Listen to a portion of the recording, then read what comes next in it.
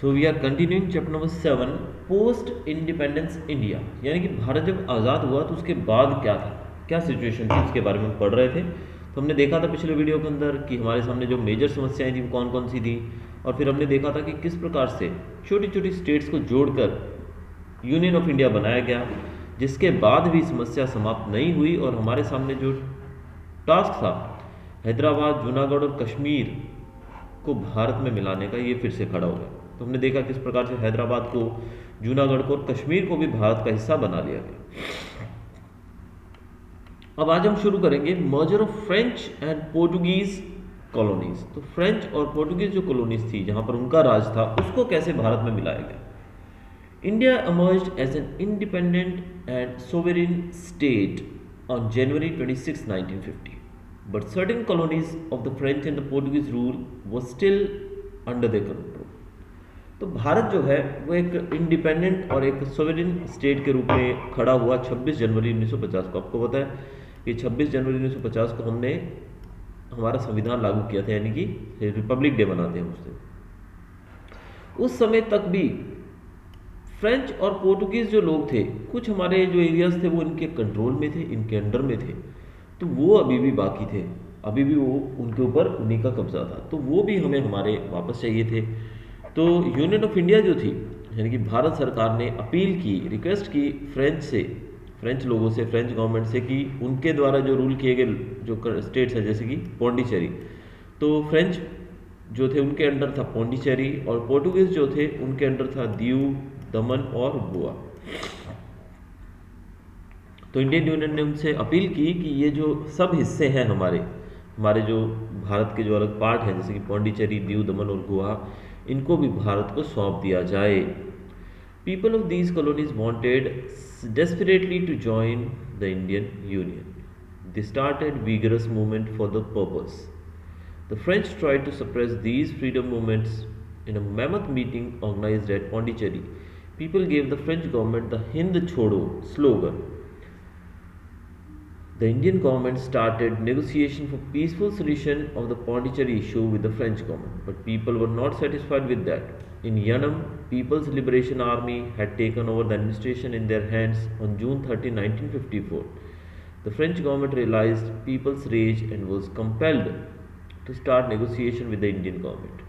All the French colonies, Karaikal, Mahe, Yanam and Chandranagar, were handed over to India for further reconstruction. And further they were taken under Union territory of Pondicherry. अब उस समय की बात है, तो जो French colonies थी वहाँ के लोग जो थे वो डेस्परेटली, यानी कि बड़ी ही मशक्क़त से, बहुत ही ज़्यादा शिद्दत से वो भारत के साथ मिलना चाहते थे, यानी कि भारतीय यूनियन को ज्वाइन करना चाहते थे। और इसके लिए उन्होंने मूवमेंट भी शुरू कर दिया था, उन्होंने आंदोलन शुरू कर दिया था, और इस आंदोलन को सप्रेस करने का मतलब दबाना। तो फ्रीडम मूवमेंट जो था ये, इसको फ्रेंच लोगों ने दबाने की पूरी कोशिश की। और पौंडीचेरी के जो लोग थे जहाँ पर फ्रेंच का कब्जा था, उस जगह के लोग जो थे उन्होंने एक बहुत बड़ी मीटिंग की, मैमथ मतलब होता है बहुत ही बड़ा, एक बहुत ही बड़ी मीटिंग उन्होंने एक ऑर्गेनाइज की। और उस समय उन्होंने फ्रांस की सरकार को, फ्रेंच गवर्नमेंट को हिंद छोड़ो का नारा दिया कि भारत छोड़ दो, लीव इंडिया। और उसी दौरान भारत सरकार ने भी पीसफुल नेगोशिएशन का मतलब होता है बातचीत करना या फिर बीच में पड़ के किसी दो लोगों का समझौता करवाना। तो भारत सरकार ने नेगोशिएशन शुरू कर दिए पौंडीचेरी के साथ, फ्रेंच गवर्नमेंट के साथ, लेकिन लोग जो थे वो बिल्कुल भी सेटिस्फाइड नहीं थे, लोग बिल्कुल भी खुश नहीं थे, क्योंकि पीसफुल बातचीत हो रही थी लेकिन उसमें अंग्रेज़ सरकार जो थी, फ्रेंच गवर्नमेंट, वो कहीं भी झुकने को तैयार नहीं थी। इसी कारण से बहुत लंबा समय लग रहा था, इसलिए लोग काफ़ी खफा थे, काफ़ी डिससेटिस्फेक्शन थी लोगों में। इसीलिए यनम के अंदर, यनम जो कि पौंडीचेरी का एक हिस्सा है आज, तो यनम के अंदर जो पीपल्स लिबरेशन आर्मी, ये जो एक ग्रुप था लोगों का, इन लोगों ने फ्रेंच गवर्नमेंट को यहाँ से बाहर का रास्ता दिखाते हुए यनम का जो भी एडमिनिस्ट्रेशन था, यानी कि जो भी वहाँ के गवर्नमेंट ऑफिसेस थे, उसके ऊपर उन्होंने कब्जा कर लिया जून 13, 1954 को। अब इतना ज़्यादा होने के बाद फ्रेंच गवर्नमेंट को एक बात तो क्लियर हो गई कि लोग इतने ज़्यादा दुखी हैं कि वो और ज़्यादा नेगोशिएशन के पक्ष में नहीं है। तो इस कारण से फ्रांस सरकार जो थी उन्होंने डिसाइड किया कि वो फ्रांस के अधिकार वाले हिस्से जो हैं, जैसे कि कराईकाल, माही, यनम और चंद्रनगर, जो कि आज पौंडीचेरी का हिस्सा है, पौंडीचेरी जो कि एक यूनियन टेरिटरी है उसका हिस्सा है ये सब जगह। तो उन्होंने, फ्रांस गवर्नमेंट ने ये सब हिस्से हमारे हाथ में सौंप दिए, भारत सरकार को सौंप दिए 31 अक्टूबर 1954 को, और यहाँ से गुड बाय टाटा कहकर चले गए। With the reconstruction of these states, Pondicherry had Karaikal in Tamil Nadu, Mahi in Kerala, Yanam in Andhra Pradesh and Chandranagar in West Bengal. Pondicherry is the administrative center of all these territories. अब फिर भारतीय states का reconstruction हुआ। Reconstruction का मतलब जब दोबारा से भारतीय स्टेट्स को बांटा गया। अब देखिए 562 थे छोटे छोटे राज्य, स्टेट्स थी छोटी छोटी, लेकिन उनको फिर रिकंस्ट्रक्ट किया गया, यानी कि दोबारा से उसको फिर से अरेंजमेंट किया गया इसका। तो अरेंजमेंट करते हुए पौंडीचेरी जो थी उसके पास कराईकल जो कि तमिलनाडु में था वो आया, फिर माही केरला में था वो आया, यनम जो कि आंध्र प्रदेश में। तो ये जो अलग अलग जगह थी, चंद्रनगर जो कि वेस्ट बंगाल में था, ये सब उनके अंडर में आ गए। और पौंडीचेरी जो था उसको एडमिनिस्ट्रेटिव सेंटर बना दिया गया इन सब टेरिटरीज का। इन सब टेरिटरीज का जो एडमिनिस्ट्रेटिव सेंटर था वो था पौंडीचेरी। तो इस प्रकार से जो फ्रांस सरकार थी, फ्रांस जो लोग थे, फ्रेंच लोग थे, उनसे हमने जो हिस्से थे हमारे उनके कब्जे में वो छुड़वा लिए। अब बचा कौन? पोर्टुगीज। जो पुर्तगाल के लोग थे वो बच गए, जिनके कब्जे में था दीव, दमन और गोवा। 15 अगस्त 1947 political leaders satyagrahis enter Diu, Daman and Goa. हमारे जो पॉलिटिकल लीडर्स थे 15 अगस्त 1947 को सत्याग्रहीज के साथ मिलकर, जो आंदोलनकारी थे उनके साथ मिलकर दमन, दीव और गोवा में घुस गए। In free Goa agitation thousands of volunteers died. अब फ्री गोवा एगिटेशन, एगिटेशन का मतलब होता है विद्रोह, क्रांति हम कह सकते हैं। तो फ्री गोवा, गोवा को आज़ाद करवाने का जो मूवमेंट था उसमें हजारों की संख्या में वॉलंटियर्स मारे गए। As attempts such as negotiation, persuasion and satyagraha proved to be unsuccessful, the Indian government decided to begin Operation Vijay to liberate Goa. अब इनके बीच में जो पोर्टुगीज सरकार के साथ हमारी जो बातचीत हो रही थी और जो भी कोशिशें की जा रही थी सत्याग्रह के द्वारा शांतिपूर्ण तरीके से, इस सब से जो भारत सरकार थी वो खुश नहीं थी, क्योंकि इसमें काफ़ी समय लग रहा था और ना ही इससे पुर्तगाली सरकार के ऊपर, पोर्टुगीज सरकार के ऊपर कोई असर पड़ रहा था। तो ऐसे में भारत सरकार ने डिसाइड किया कि वो ऑपरेशन विजय चालू करेंगे। तो ऑपरेशन विजय चालू किया गया गोवा को आज़ाद करवाने के लिए। On the midnight of December 18 1961 1961 की 18 दिसंबर की रात को, मध्य रात्रि को, पुर्तगाल के जो गवर्नर थे जिनका नाम था De Silva, surrender to Indian government, उन्होंने इंडियन गवर्नमेंट के सामने सरेंडर कर दिया। The Indian army captured Goa, Daman, Diu. तो भारतीय आर्मी जो थी, हमारी जो आर्मी थी, उन्होंने दमन, दीव और गोवा पे कब्जा कर लिया और वहां पर भारतीय तिरंगा लहरा दिया। Thus the last remains of the western rule disappeared from India। तो इस प्रकार से भारत से वेस्टर्न रूल यानी कि अंग्रेजों का जो शासनकाल था यूरोपियंस का, उसके जो अंतिम अवशेष थे वो भी यहाँ से खत्म हो गए। ऑन मार्च 12 1962 12 मार्च 1962 को गोवा, दादरा नगर हवेली, दमन and Diu were merged with Indian union. तो 12 मार्च 1962 को ये सब जगह जो थी ये सब भारतीय यूनियन के साथ मर्ज कर दी गई।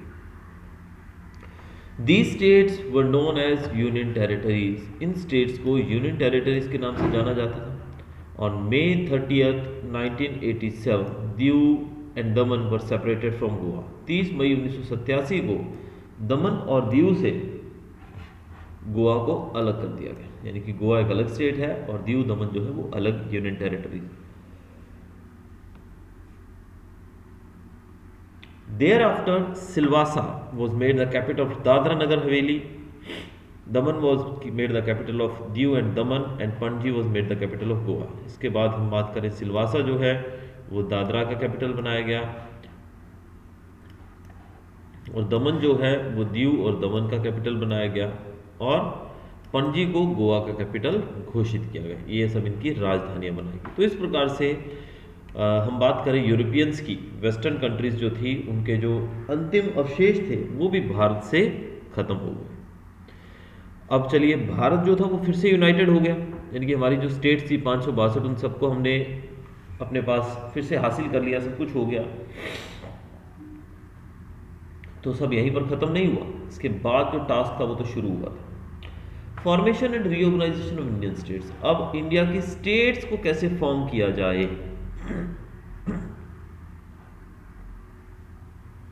अब कैसे हम, जो हमारा ये इतना बड़ा देश है, इसको कैसे हम ऑर्गेनाइज करें।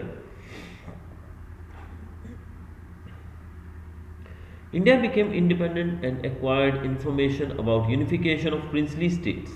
Instead of accepting unitary system, we had accepted union system of governance. Therefore, the issue of formation and reorganization of constituents of the union occurred. The erstwhile British provinces and princely states were divided into 4 divisions after the unification and merger. Sorry. अब इतने बड़े देश को कैसे चलाया जाए, ये एक बहुत बड़ा प्रश्न था। आप जानते हैं इतना बड़ा मुल्क है हमारा, दुनिया का 7वां सबसे बड़ा देश है हमारा, तो इतने बड़े राष्ट्र को कैसे चलाया जाए, ये एक बहुत ही बड़ा क्वेश्चन था हमारे सामने। तो इसके लिए डिसाइड किया गया कि भारत को 4 भागों में बांटा जाएगा, जिसमें पहले में रखा गया क्लास ए नाम दिया गया, जिसमें अलग अलग स्टेट्स को डाला गया, फिर क्लास बी, क्लास सी और फिर क्लास डी।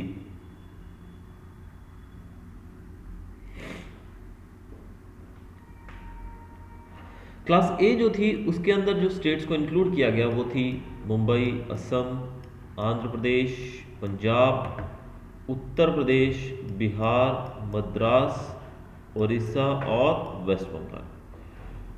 क्लास बी के अंदर बात की जाए तो Jammu Kashmir, Hyderabad, Mysore, central India, Rajasthan, Saurashtra, Travancore, Kochi and PEPSU.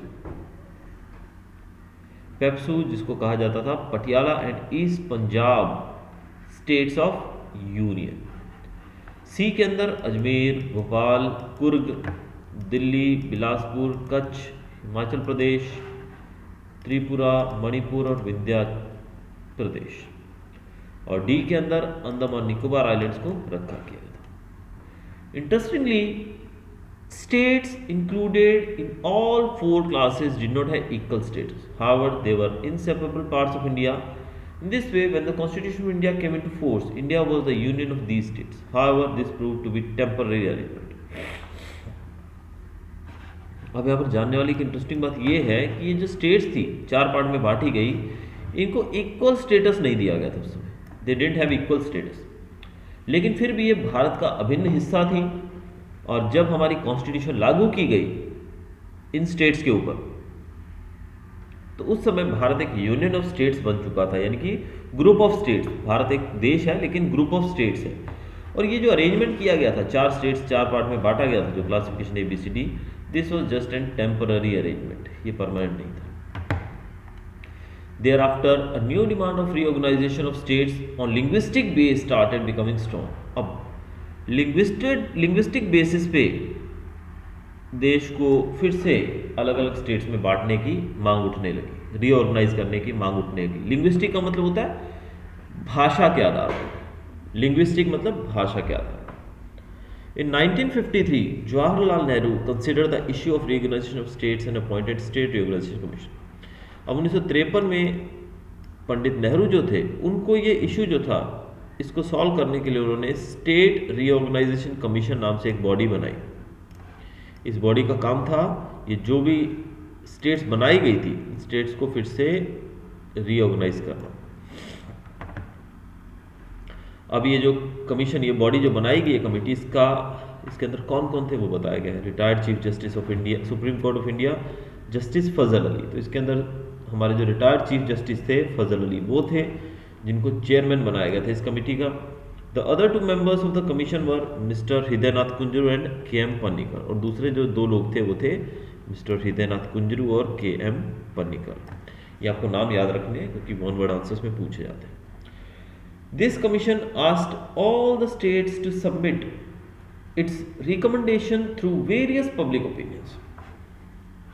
अब ये जो कमीशन बनाया गया था, इन्होंने डिमांड की कि पब्लिक ओपिनियंस के द्वारा, अपने अपने विचारों के द्वारा पोस्टल यानी कि पोस्ट के माध्यम से, खतों के माध्यम से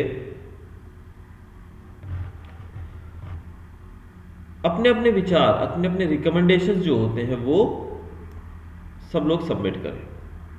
above all bilingual Mumbai state was reformed in which Maharashtra and Gujarat and Saurashtra were included and Mumbai was made as the capital of the state। अब इसी रीऑर्गेनाइजेशन के दौरान महाराष्ट्र, गुजरात और सौराष्ट्र इन तीनों को मिलाकर एक नई स्टेट बनाई गई। किसको बुलाकर? This is the bilingual Mumbai state. इसको कहा जाता है बाइलिंगुअल मुंबई स्टेट। अब यहाँ पर बाइलिंगुअल का मतलब होता है, देखिए लिंगुअल का मतलब होता है लिंग्विस्टिक यानी कि भाषा क्या है, बाइलिंगुअल मतलब बाई मतलब होता है 2, तो ऐसी स्टेट जहाँ पर 2 भाषाएं बोली जाती हैं। तो हम देखते हैं कि जो हमारा महाराष्ट्र है वहाँ पर मराठी बोली जाती है, लेकिन हम बात करें गुजरात सौराष्ट्र की, तो यहाँ गुजराती बोली जाती है। तो गुजरात, महाराष्ट्र और सौराष्ट्र को, सौराष्ट्र भी उस समय अलग स्टेट थी, इन तीनों को मिलाकर मुंबई स्टेट बनाएगी, जिसका कैपिटल भी रखा गया मुंबई को ही। स्टेट का नाम भी था बृहद मुंबई और उसकी कैपिटल भी मुंबई थी। इसको बाइलिंगुअल क्यों कहा जाता है? क्योंकि यहाँ पर 2 भाषाएं बोली जाती है, यानी मराठी और Gujarati. Finally bill making changes in the constitution recognised states were passed and implemented in 1956। फिर जो नया अरेंजमेंट किया गया था उसके लिए एक बिल पास किया गया जो कि 1956 में किया गया, 1956 के अंदर।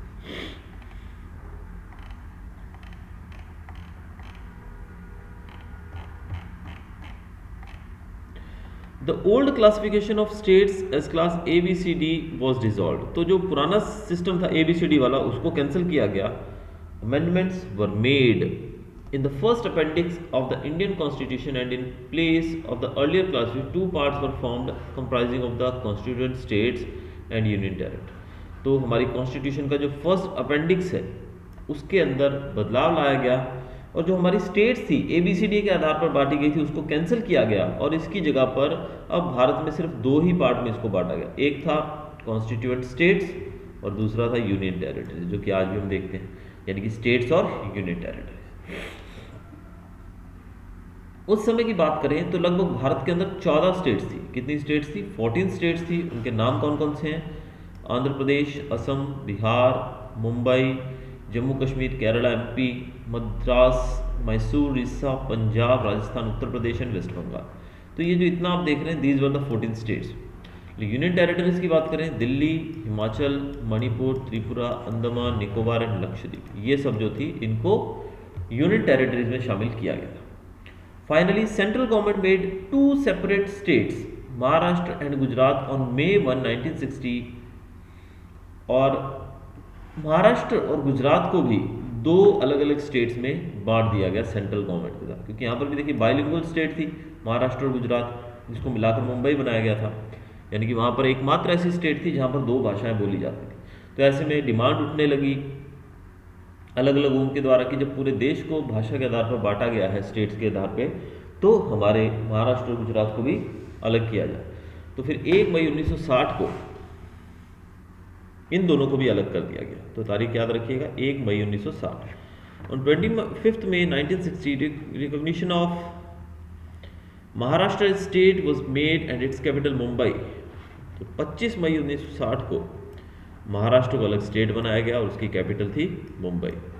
1 मई 1960 को गुजरात का फाउंडेशन डे माना जाता है और गुजरात के अंदर सौराष्ट्र और कच्छ को भी शामिल किया गया। फिर जो हमारे ईस्टर्न पार्ट की तरफ चले तो असम, मेघालय, मणिपुर, त्रिपुरा, अरुणाचल प्रदेश, मिजोरम और नागालैंड, इनको फिर से रिऑर्गेनाइज किया गया। इनको लैंड ऑफ 7 सिस्टर्स के रूप में जाना जाता है। आज भी हम इनको लैंड ऑफ 7 सिस्टर्स के नाम से जानते हैं। There is always a continuous demand for formation of separate small state from the bigger states in the year 2000। अब धीरे धीरे जो बड़ी स्टेट्स हैं उनमें से छोटी छोटी स्टेट्स डिमांड बनाने की डिमांड समय समय पर उठती आई है। जैसे कि 2000 में हमने देखा कि झारखंड जो है वो बना, उसकी कैपिटल रांची, बिहार से झारखंड को अलग किया गया। छत्तीसगढ़ जो है उसका कैपिटल रायपुर है, छत्तीसगढ़ को मध्य प्रदेश से अलग किया गया। तो हम देखते हैं कि किस प्रकार से धीरे धीरे डिमांड जो थी छोटी छोटी स्टेट्स बनाने की वो भी उठने लगी। तो मध्य प्रदेश से छत्तीसगढ़ बना है, झारखंड जो है वो बिहार से बना है, उत्तराखंड जो है वो उत्तर प्रदेश से बनाया गया है, and were recognised as states, और इन सबको स्टेट का दर्जा दिया गया। तो इससे पहले आप जानते हैं कि हमारे पास 25 स्टेट थी, जिसमें बाद में बढ़कर ये 3 स्टेट्स और जुड़ गई। और अब जो पिक्चर है बिल्कुल अलग है, क्योंकि 2014 में तेलंगाना को भी एक अलग स्टेट के रूप में दर्जा दिया गया, जो कि आंध्र प्रदेश से अलग हुई। तो ये भी याद रखनी है आपको, बिहार से झारखंड बना था, मध्य प्रदेश से छत्तीसगढ़ और उत्तर प्रदेश से उत्तराखंड, आंध्र प्रदेश से तेलंगाना। लेकिन आज भी जो अलग अलग रीजन्स हैं, जैसे कि विदर्भ रीजन जो है महाराष्ट्र का, उसको एक अलग राज्य का दर्जा देने की डिमांड अभी भी उठ रही है। अब बात की जाए तो 28 स्टेट्स हैं अकॉर्डिंग टू दिस बुक, जिसके नाम यहाँ पर दिए गए हैं, 7 यूनियन टेरिटरीज हैं। लेकिन रिसेंटली आपने ये भी देखा होगा कि हमारा जो लेह लद्दाख है उसको भी यूनियन टेरिटरी के रूप में दिखाया गया है। आप यहाँ देख सकते हैं, ये लद्दाख है हमारा, लेह लद्दाख, दिस इज जम्मू कश्मीर।